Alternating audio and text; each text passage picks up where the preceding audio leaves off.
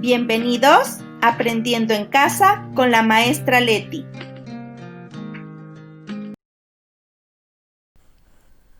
Hola, hola. En esta ocasión vamos a trabajar con el tema Conocemos más sobre los animales de la asignatura de lengua materna, donde aprenderás a preparar una exposición sobre un tema. Comencemos. ¿Alguna vez has visitado el bosque de la primavera?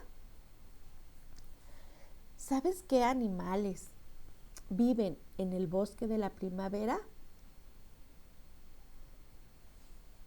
Bien,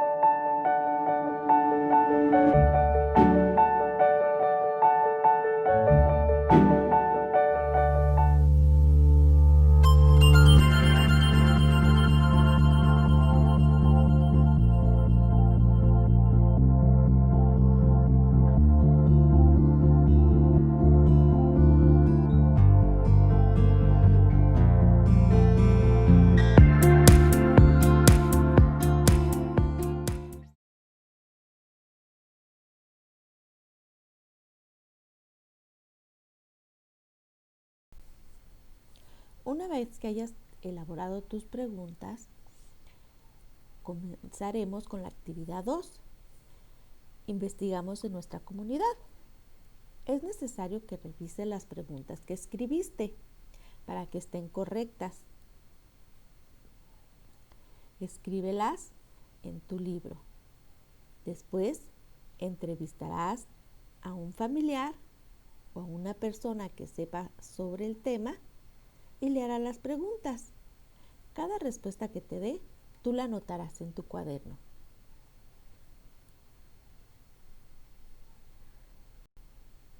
Y así terminamos esta lección. Nos vemos en la próxima. No olvides darle like al video.